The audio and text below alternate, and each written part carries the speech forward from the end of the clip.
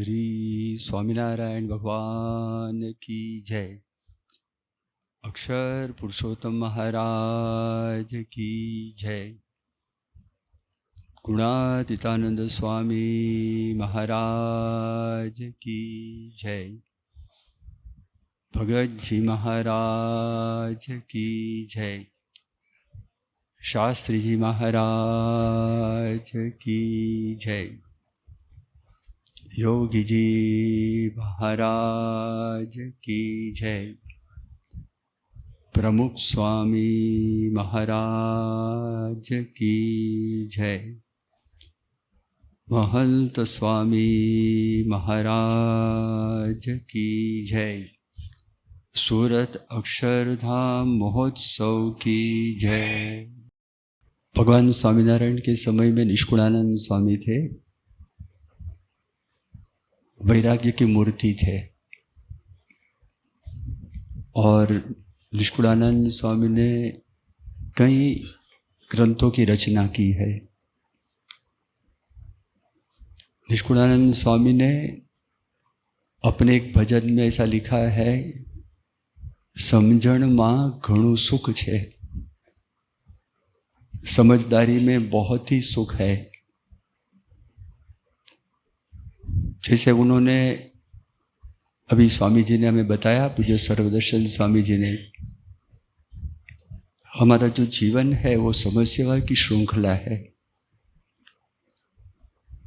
जीवन में हम अगर चाहे न चाहे, लेकिन दुख का अनुभव, शारीरिक दुख को हो, मानसिक दुख को हो, पारिवारिक दुख को हो, सामाजिक दुख को हो, आने वाला ही है। अंग्रेजी में एक चिंतक ने ऐसा लिखा है कि there are 3 important events in a person's life. मनुष्य के जीवन में 3 बहुत महत्वपूर्ण घटनाएं हैं। फिर उन्होंने कहा, क्या है ये 3? बर्थ, जन्म होता है, डेथ, मृत्यु होती है, और दोनों के बीच में हमारा जो जीवन है, लाइफ। लेकिन उसके बाद उन्होंने ये कहा, जो मनुष्य है is unaware of his birth. हमारा जब जन्म हुआ तो उसके बारे में तो हमें कोई पता नहीं है। हमारे सामने हमारे माता पिता थे, माता ने जन्म दिया, पिता की शायद उपस्थिति हो उस समय, तो माता पिता को ही पता चलता है हमारे जन्म के विषय में। तो देयर आर 3 इम्पोर्टेंट इवेंट्स। पहली बात बताई, a person is unaware of his birth. उसका जन्म होता है तो उसका पता चलता नहीं। He dies in pain. जब मृत्यु होती है तो दर्द होता है। युवान अवस्था ऐसी है कि युवान अवस्था में मनुष्य को अहंकार आता है, बहुत सारी बातें भूल जाता है। लेकिन जब उम्र बढ़ती है तब पता चलता है कि शरीर में अनेक प्रकार के दर्द उत्पन्न होते हैं। हम लाचार बन जाते हैं, बेबस बन जाते हैं। तो दूसरी बात बताई, a person is unaware of his birth, he dies in pain and forgets to live. किस प्रकार से जीवन यापन करना है वो भूल जाता है। तो ये है हमारी जीवन यात्रा, ये है हमारी कथा। तो उस विषय में सबसे बड़ी सहायक बात यह है कि हमारे जीवन में सच्ची समझ, सच्ची सोच आ जाए। और एक दिन में समझ नहीं आती है, उसका मुख्य कारण ये है कि हमारा एक जो प्रवाह है वो भौतिक सुख प्राप्त करने के पीछे ही हम लगे हैं। लेकिन मनुष्य के जीवन में कभी भी कोई भी मनुष्य हो, चाहे वो राजा हो, रंग हो, अनपढ़ हो, पढ़ा लिखा हो, कोई भी व्यक्ति हो, उसके जीवन में उनकी सब इच्छाएं कभी पूरी होने वाली है ही नहीं। 1985 की साल में परम पूज्य प्रमुख स्वामी महाराज ने लंदन में एक बड़ा महोत्सव का आयोजन किया था, भारतीय सांस्कृतिक महोत्सव, कल्चरल फेस्टिवल ऑफ इंडिया। उस उत्सव में वहाँ एक बड़ी कॉलेज है, लंदन स्कूल ऑफ इकोनॉमिक्स, उसमें प्रवेश मिलना बहुत मुश्किल है। किस तरह से पैसा कमाना है, किस तरह से मैनेजमेंट करना है, वो सब बातें, ऐसी सब मैनेजमेंट की जो शाला होती है, मैनेजमेंट की कॉलेज होती है, उसे सब सिखाया जाता है। तो वहाँ IG पटेल एक समय लंदन स्कूल ऑफ इकोनॉमिक्स के वो डायरेक्टर थे, प्रिंसिपल थे, और हमारे देश में एक दफ़े कैबिनेट के मिनिस्टर भी थे, और हमारे देश में रिजर्व बैंक के वे गवर्नर भी थे। हमारे उत्सव में भी आए थे, और उत्सव में आकर उन्होंने एक बात बताई, सभा में उन्होंने बात बताई, जाहिर थी। उन्होंने कहा कि जब हम इस सत्संग में आते हैं और आपकी जब बातें सुनते हैं तो लगता है कि वो सत्य का मार्ग है, और हम लोग छल कर रहे हैं। हम लोग विद्यार्थियों को जो सिखाते हैं वो छल कर रहे हैं, ऐसा मुझे लग रहा है। उसने उसका कारण बताया, कारण क्या है। तो कारण उन्होंने ये कहा, हम लोग क्या बताते हैं, किस तरह से प्रोडक्शन बढ़े, किस तरह से GDP बढ़े और सारा देश का विकास किस तरह से हो, वो सब बातें हम सिखाते हैं। तो उनके बारे में जो प्रिंसिपल्स है, किस तरह से कमाई करना है, ज़्यादा पैसा कमाना है और किस तरह से प्रोडक्शन बढ़ता रहे तो देश सुखी संपन्न, साधन संपन्न बने।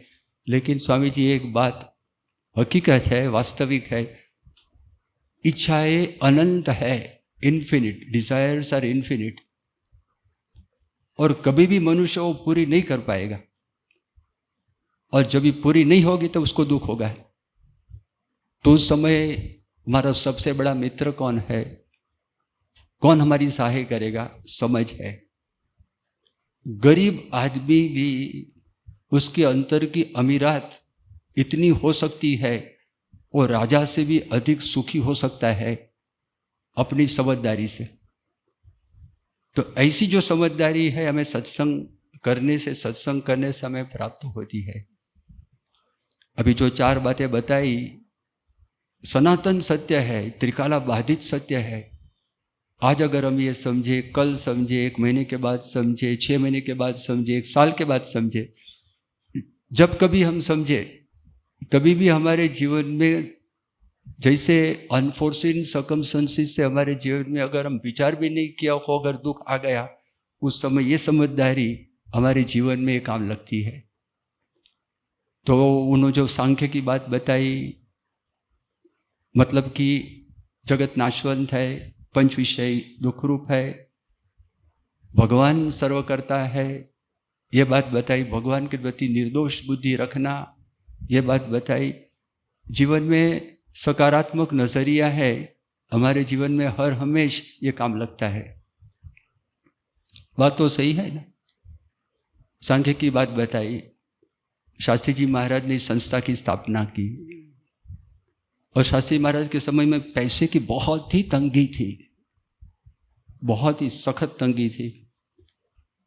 शास्त्री जी महाराज को अपने जो पैर है, तो पैर में दर्द हो रहा था, आर्थराइटिस का दर्द था, और इतना बड़ा सूजन, शास्त्री जी महाराज के पैर बहुत बड़े हो गए थे, चल नहीं पा सकते थे। उनके लिए सारंगपुर में वे उपस्थित थे। सारंगपुर के पास बोटाद गांव है, बोटाद गांव में वहाँ उनकी जो दवा है वो मिलती थी। तो सारंगपुर में उस वक्त एक हरिभक्त वहाँ पे रहते थे जिनका नाम हकाबाई खाचर। तो वहाँ गए, वहाँ से दवा खरीदी। शास्त्री जी महाराज के लिए, खुद के लिए दवा न थी, दवा की कीमत थी 4 रुपया। किसी और हरिभक्त भावनगर से आए थे, तो भावनगर शहर से शास्त्री जी महाराज के ही लिए तो उन्होंने दवा खरीदी, तो उसकी कीमत 2 रुपया थी। दवा तो सेम थी, अलग दवा नहीं थी। शास्त्री जी महाराज के पास पहले भावनगर वाले हरिभक्त पहले आ गए, उनको दवा दे दी। हकाकाचर को पता नहीं, उनको लगा मैं स्वामी के लिए कुछ व्यवस्था करूं, तो वे गए थे तो डबल दवा हो गई। शास्त्री जी महाराज ने हकाकाचर से पूछा, ये दवा किसको पूछ कर लाया है? कि स्वामी जी आपके लिए, मेरे लिए तो है ही नहीं, लेकिन कीमत क्या है? तो कहा 4 रुपया। देखो ये भावनगर के हरिभक्त लाए, उनकी कीमत सिर्फ 2 रुपया है, ज़्यादा खर्च हो गया। शास्त्री जी महाराज ने रौद्र स्वरूप धारण किया, पुण्य प्रकोप धारण किया। शास्त्री जी महाराज ने कहा तेरे बाप के पैसे है, तेरा बापना पैसा है या घर से लाए है?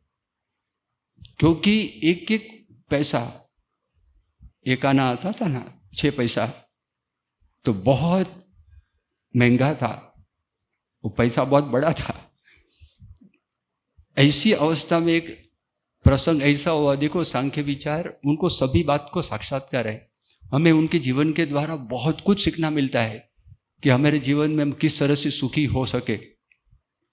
शास्त्री जी महाराज बोचासण में थे, हरिभक्त सब लोग दर्शन करने के लिए आए थे। हमारी जो संस्था है ना बोचासण वासी श्री अक्षर पुरुषोत्तम स्वामीनारायण संस्था, बोचासण गांव है, सर्वप्रथम मंदिर हमारा संस्था का वहाँ निर्माण किया ब्रह्मस्वरूप शास्त्री जी महाराज ने। तो वहाँ अहमदाबाद के एक हरिभक्त, जो हमारा संस्था का मैगजीन है स्वामीनारायण प्रकाश, उनके वे सर्वप्रथम तंत्री 1938 की साल में 1938 में संस्था का प्रकाशन शुरू हुआ। उनके प्रथम तंत्री खेंगारजी भाई चौहान पढ़े लिखे थे और सुखी संपन्न थे। वे भी बोचासण में शास्त्री जी महाराज के दर्शन के हेतु और शास्त्री जी महाराज का समागम करने के लिए वहाँ पे आए थे। अभी क्या हुआ कि वहाँ कुछ रात में खाना खाया तो कुछ फूड पॉइजनिंग जैसा हो गया। तो सुबह बहुत जल्दी, मतलब कि 3 बजे 4 बजे उसको शौच विधि करने की इच्छा हुई, शौचालय में जाने की इच्छा हुई। पेट में दर्द हो रहा था, उनको लगा डायरिया मुझे हो जाएगा। अभी उनको पता नहीं कहाँ जाना, कहाँ संडास है, शौचालय कहाँ पे, उनको पता नहीं। लेकिन उन्होंने देखा वो तो ठीक है, लेकिन कौन सा बर्तन में ले जाओ, साथ में कुछ लोटा है या नहीं है। लेकिन पिछले दिन क्या हुआ था, शास्त्री जी महाराज के समक्ष बैठे हुए थे और शास्त्री जी महाराज, वहाँ एक बड़ा लोटा पड़ा हुआ था। बर्तन के अभाव के कारण किसी हरि भक्त ने ठाकुर जी के वास्ते वो केसर लाए थे, सैफरन, वो केसर लाए थे। उस जमाने में 60 रुपया का केसर था। अभी देखो 2 रुपये के लिए शास्त्री जी महाराज ने डांटा अपने हरि भक्तों को, हकाभाई खाचर को। अब 60 रुपया का केसर वो लोटा में पड़ा हुआ था। अभी शौच का दबाव इतना आया तो खेंगार जी भाई भूल गए कि लोटा में केसर है। उन्होंने देखा था, उसके सामने हरि भक्त आए थे, उनके समक्ष शास्त्री जी महाराज ने केसर रखा हुआ था और उनको पता भी था कितना महंगा केसर है और कितनी मात्रा में केसर है, सब कुछ पता था। लेकिन वो बराबर उसको कॉल आया था, कॉल ऑफ नेचर तो उन्होंने वो लोटा उठाया और गए शौचालय में। तो पानी भरा था लोटा में, और फिर जब पेट साफ हुआ और चित्त, मतलब कि ये सब दर्द से मुक्त हुआ, तो केसर की सुगंध आई। तो उसको लगा बाप रे ये क्या हो गया। शास्त्री जी महाराज ने पूरे मंदिर तक, सारे साल तक चलने वाला ये केसर, और केसर ये मेरे पास है। अब तो मेरे पास दूसरा कोई उपाय है ही नहीं और पानी है ही नहीं, मैं लाऊं कहाँ से, ऐसा तो उठ नहीं सकता मैं। तो केसर के पानी से उन्होंने साफ किया, अपनी पूंछ को साफ किया केसर के पानी से। अभी भगवान के सिर पर हम केसर के पानी का अभिषेक करता है। सारी दुनिया में 8 अरब की आबादी है, उनसे पूछो कभी कोई राजा ने केसर के पानी में, केसर के टब में, केसर के स्विमिंग पूल में स्नान किया, लेकिन किसी ने अपने पूंछ साफ किया केसर के पानी से।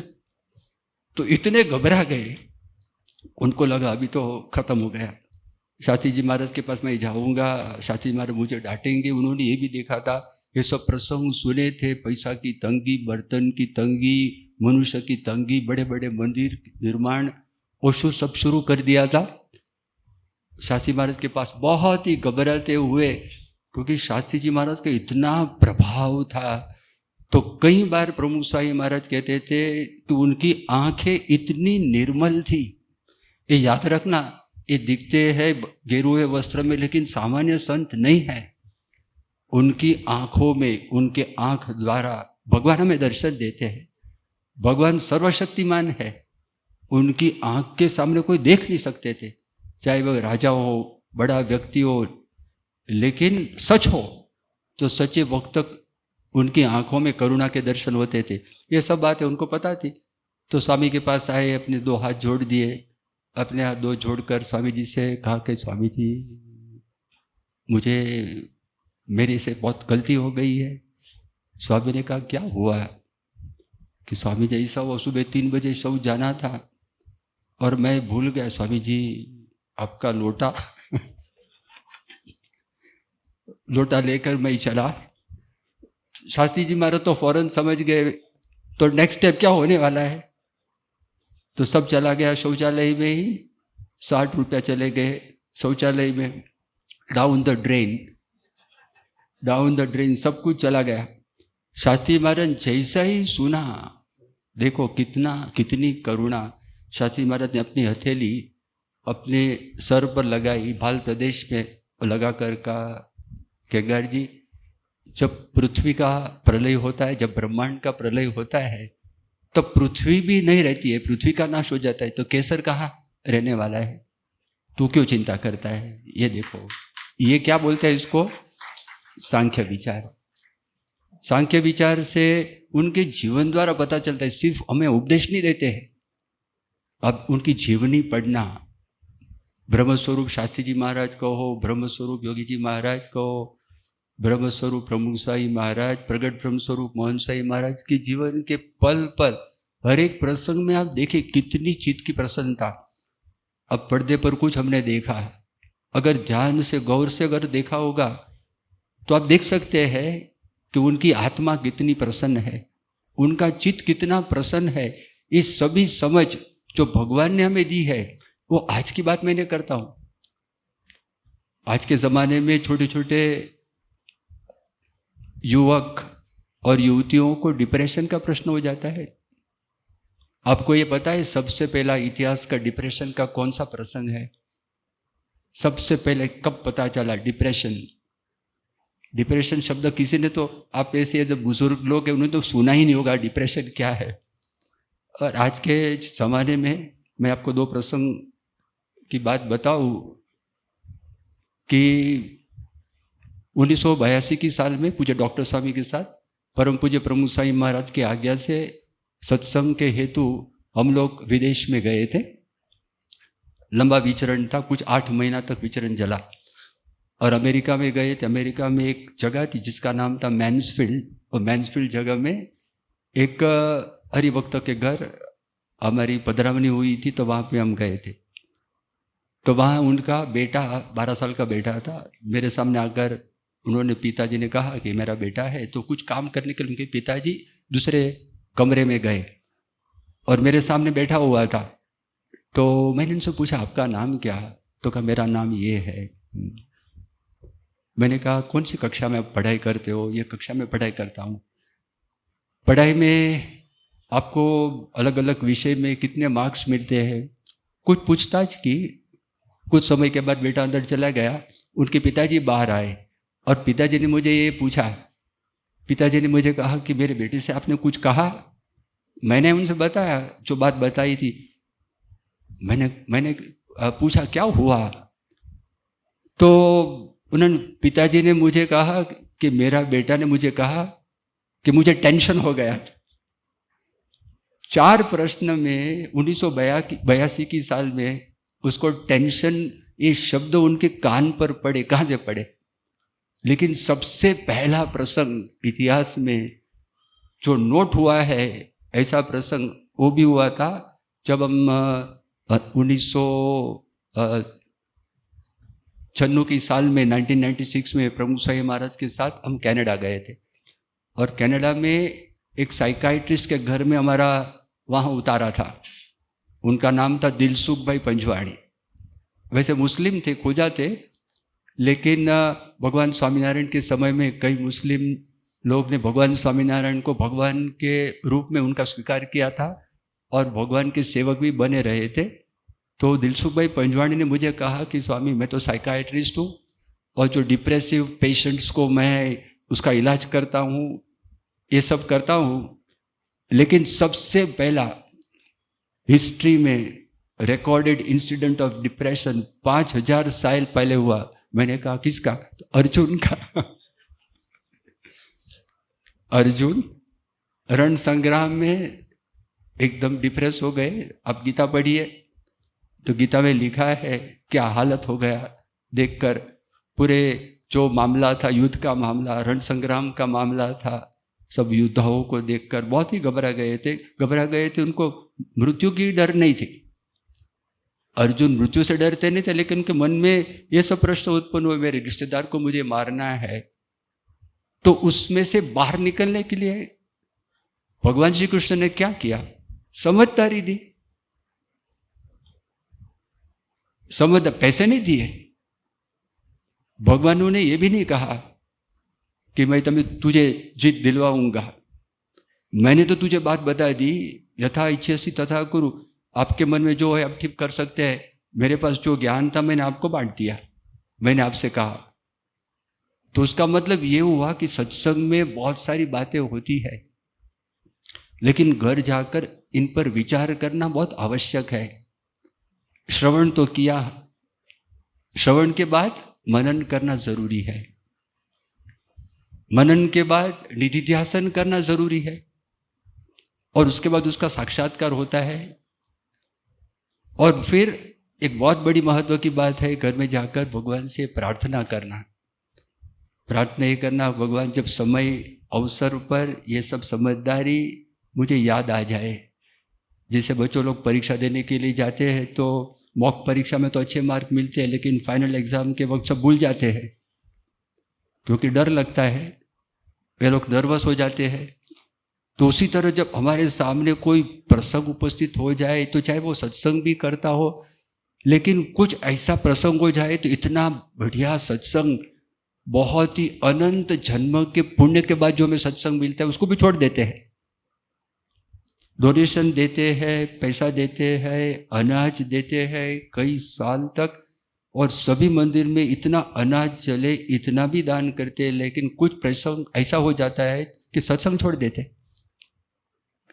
समझदारी का अभाव। ऐसा प्रसंग हुआ था योगी जी महाराज के समय में।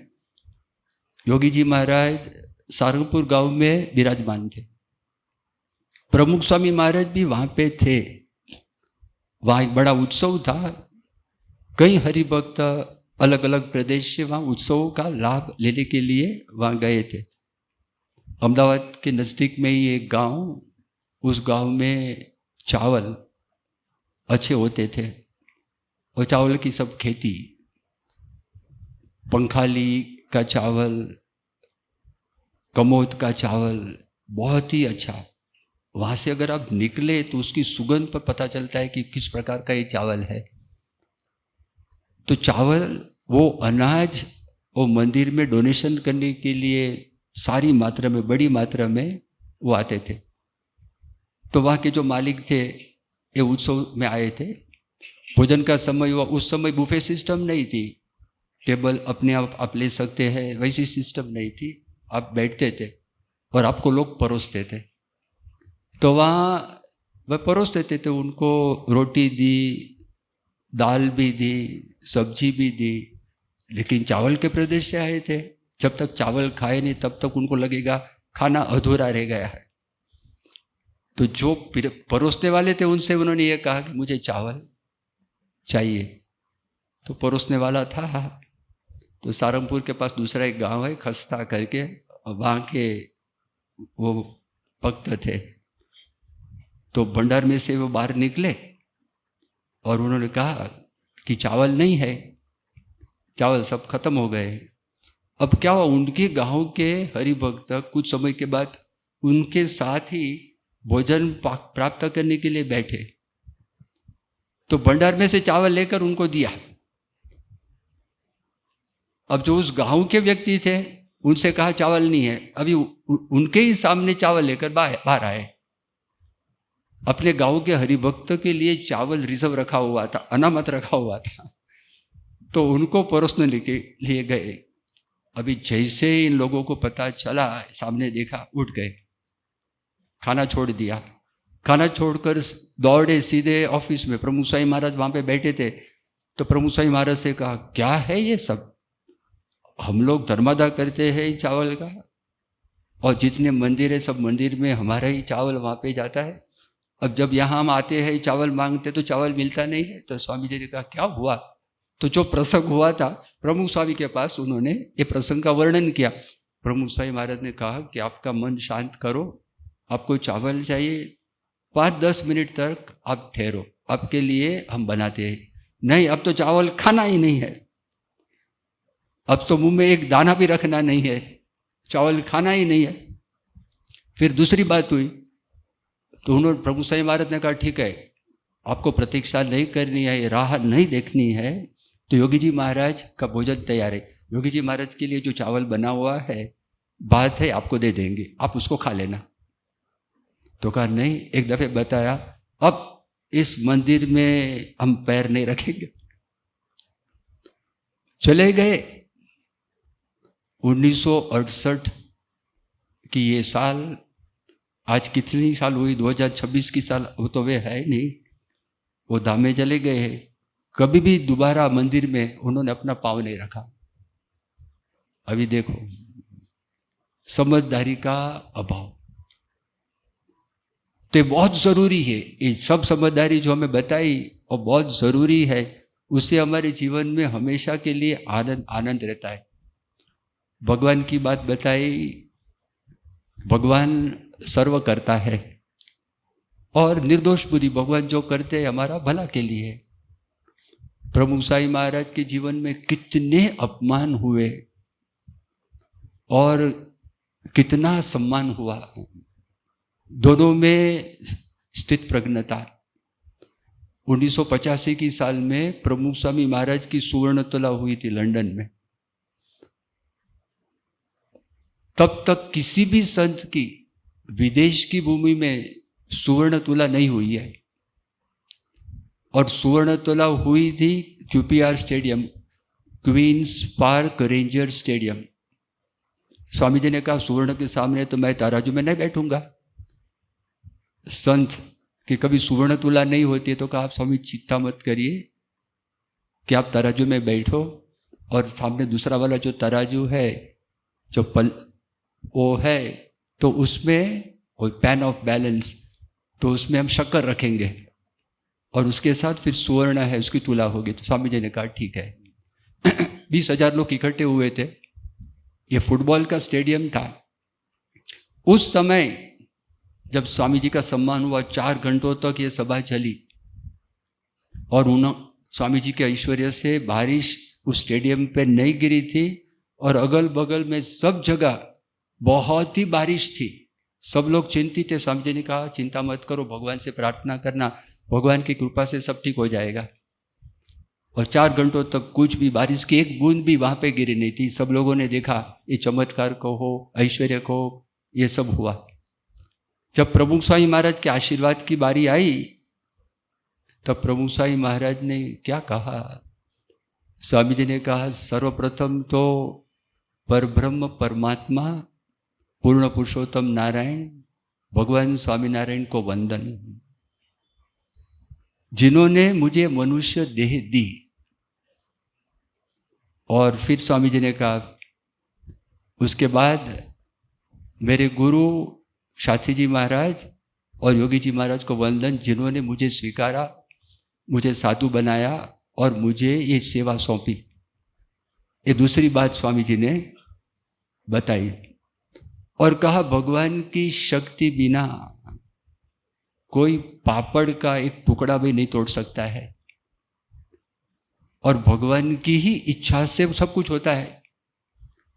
अभी सम्मान के प्रसंग में जरा भी प्रमुख स्वामी महाराज विचलित नहीं हुए, क्योंकि उन्हें यह साक्षात्कार था कि सर्वकर्ता भगवान है, भगवान की मर्जी बिना एक सूखा तिनका भी कोई हिला नहीं सकता। ये तो हुआ, लेकिन जब अपमान का प्रसंग अगर हम देखें, अपमान के प्रसंग में भी 1974 का ये प्रसंग है।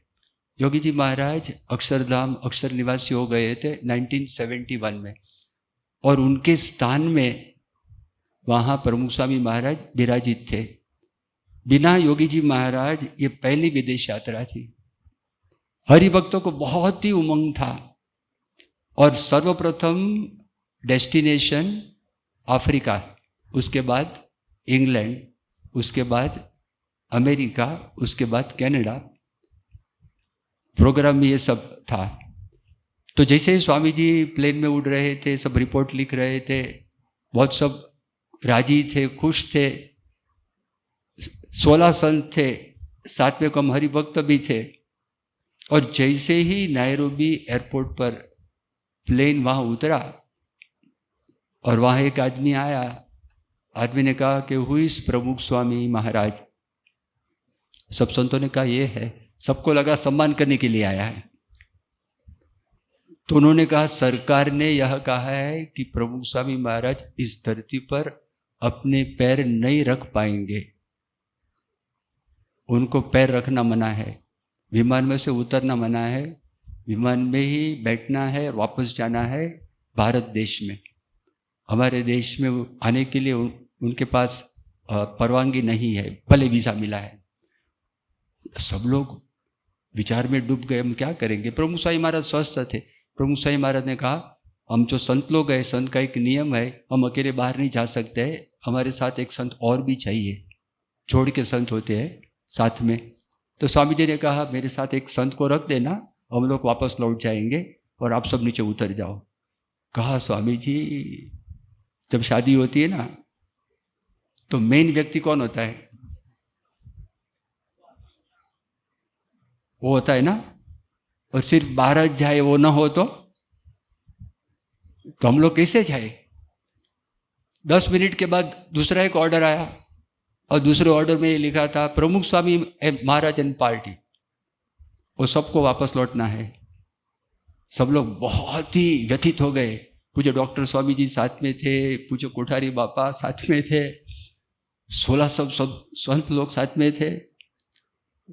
तो विचार में डूब गए, क्या किया है, क्यों मना करते हैं, हमने क्या बिगाड़ा है देश का। देश की एसेट को हम नुकसान करने वाले नहीं है, आपके जो नागरिक है उनको हम नुकसान करने वाले नहीं है। हमारे उपदेश पब्लिक उपदेश है, आप देख सकते हैं, वो भी किसी को नुकसान करने वाले नहीं है। तो सबके मन में विचार चल रहा था। स्वामी जी बहुत ही स्वस्थ थे। स्वामी जी बैठे हुए थे और प्रतीक्षा कर रहे थे। वे लोग हरिभक्त 4000 5000 हरिभक्त, उस समय आतंकवाद का इतना प्रभाव नहीं था, तो एयरपोर्ट पे सब हरिभक्त सम्मान के लिए वहाँ भी आ सकते थे। तो विमान की जो खिड़की थी उसमें से दिखाई दे रहा था, इतनी सब संख्या में हरिभक्त लोग आए हैं। वो बहुत दुखी हो गए थे। लेकिन जब प्लेन तो चला वापस भारत की ओर, तब स्वामी जी ने कहा आप चिंता मत करो। पूज्य ईश्वरचरण स्वामी के पूर्वाश्रम के पिताजी हर्षद भाई दवे प्लेन में साथ में बैठे थे।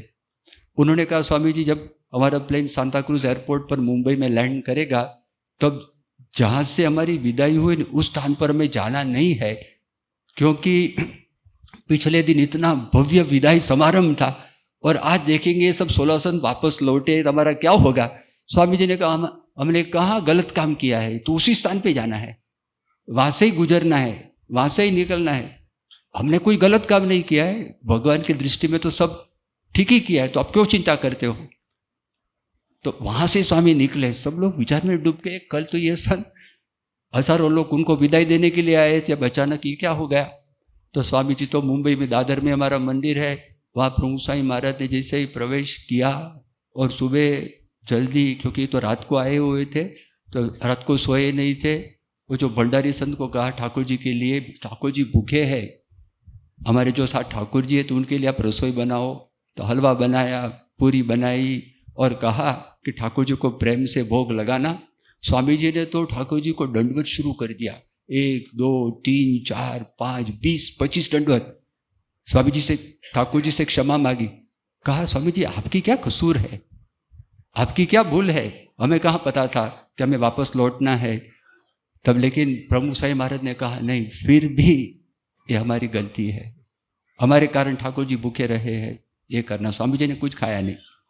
स्वामी जी ने स्नान किया, थोड़ा कुछ आराम किया। सुबह उठकर जब पूजा करने के लिए आए ना हॉल में, तो हरिभक्तों को जो नियम, हर रोज मंदिर में आना, दर्शन करना, एक हरिभक्त तो दूसरे हरिभक्त से कहने लगे अरे एक चमत्कार हो रहा है। तो कहा कि क्या चमत्कार? कि तुम्हें क्या दिखाई दे रहा है? मुझे प्रमुख स्वामी महाराज दिखाई दे रहे। तो दूसरा ने कहा मुझे भी दिखाई दे रहे। उनका एक रूप है अफ्रीका में, दूसरा रूप यहां है। तो एक संत ने कहा दूसरा नहीं, स्वयं आए, वो खुद पधारे। और सुबह में फिर गरुड़ा प्रथम प्रकरण का 74 वचनामृत है, उसका निरूपण किया। वहां भगवान स्वामीनारायण मुक्तानंद स्वामी से ये बात बताते हैं कि सर्वकर्ता भगवान है। भगवान जो कुछ करते हैं उसमें हमारा भला है, चाहे वह सुख दे चाहे वह दुख दे। कभी भी अपने जो दास है तो उनको कभी दुखी नहीं करेंगे। वो भी भगवान स्वामीनारायण ने कहा मैंने मेरे गुरु जी रामानंद स्वामी से वरदान मांगा है। क्या मांगा है? कि रामानंद स्वामी से कहा कि आपके भक्त के प्रारब्ध में एक बिच्छू का डंक की पीड़ा हो तो उनको ना हो, उनके बदले मेरे एक एक रोम में करोड़ों बिच्छू के डंक की पीड़ा मुझे आप दो। ये मैंने मांगा है। और आपके भक्त के प्रारब्ध में अगर भिक्षा पत्र लिखा हो तो मेरे प्रारब्ध में मुझे ये मिल जाए, लेकिन आपके भक्त उस दुख से मुक्त हो जाए, ऐसे मैंने प्रार्थना की है। फिर भी भगवान कहते हैं कि पदार्थ नाशवंत है, और भगवान का आसरा करने से अगर हमारे प्रारब्ध में फांसी का दुख लिखा हो, सूली का दुख लिखा हो, तो कांटा चुभना, जब कांटा चुभता है तो थोड़ा दर्द होता है, तो इतना तो कम हो जाता है। वो बात बताई भगवान स्वामीनारायण ने। भगवान स्वामीनारायण ये कहा, और उसमें एक उदाहरण देते हैं कि एक चोर, एक गांव में बहुत चोर रहते थे, लेकिन उसमें से एक चोर सत्संग करने के लिए जाता था। अभी एक दफे गांव के सब और अन्य चोर वे गए और राजा का खजाना लूटा। खजाना लूटकर वापस आए, बहुत धन प्राप्त हुआ। और एक चोर जो संत के पास गया था उसको रास्ते में कांटा चुभा, आर पार निकल गया और सूज गया पांव, तो चोरी करने के लिए वो नहीं जा सका। ये सब चोरी करने के लिए गए थे, खजाना लूटा, बहुत खजाना, बहुत पैसा लेकर आए। तब जो चोर गया नहीं था तो उनके सगे संबंधी, उनकी पत्नी डांटने लगी, पिटाई करने लगी। आप गए नहीं, पैसा मिला नहीं, वे सब धनवान हो गए। जब बात कर रहे थे राजा के सिपाही वहां पे आए, सब चोर को पकड़ कर ले गए और सबको फांसी की सजा सूली पर चढ़ा दिए। अभी इस चोर को भी ले गए जिसका पांव सूजा हुआ था, लेकिन उस संत ने गवाही पूरी। उन्होंने कहा चोर गया नहीं था चोरी करने के लिए, मेरी कथा सुनने के लिए आया था। गांव के लोग ने भी ये कहा, वो बच गया। सूली का दुख था, लेकिन सिर्फ कांटे से भगवान ने बचा लिया। इतना तो ये होता है। तो भगवान जो कुछ करते हैं उसमें हमारा बहुत ही भला है। भगवान सर्व करता है, भगवान निर्दोष है, और हमारी जो सकारात्मक नज़रिया, पॉजिटिव मेंटल एटीट्यूड हमारे जीवन में, सांख्य विचार की भी दृढ़ता हमारे जीवन में आए। और एक समझ है, देह और आत्मा अलग है, हम आत्मा है। आप घर जाइए, आपके घर में अगर वचनामृत हो तो गरुड़ा मध्य प्रकरण का 60वां वचनामृत है। सभी समस्याओं का निराकरण 3 समझ में दी है जो स्वामी जी ने बताई। भगवान की महिमा है, आत्मनिष्ठा है और सांख्य विचार है। हमारे जीवन में दृढ़ करने के लिए हम कहाँ जाए? सत्संग। सत्संग का मतलब सत्पुरुष, गुणातीत सत्पुरुष, वर्तमान काल में महंत स्वामी महाराज। और ये हम सत्संग करते हैं, वो उनकी आज्ञा से जो हम करते हैं वो, तो उनमें से समझदारी आएगी। तो आज के दिन मैं भगवान स्वामीनारायण और गुणातीतानंद स्वामी के चरणों में प्रभु स्वामी महाराज के चरणों में और मोहन स्वामी महाराज के चरणों में प्रार्थना करता हूँ हमारे पर हमेशा कृपा बनी रहे और ये समझदारी हमारे जीवन में आ जाए। श्री स्वामीनारायण भगवान की जय। अगर आपको आज के कथा श्रवण से थोड़ी भी शांति और प्रेरणा मिली है तो कल्पना करें ऐसी कथा को नियमित रूप से सुनना कितना लाभप्रद होगा। तो इस वीडियो को लाइक करें, अपने जैसे अन्य भक्तों के साथ साझा करें और ऐसे ही प्रेरक कथा को नियमित रूप से सुनने के लिए चैनल को सब्सक्राइब करें। जय स्वामीनारायण।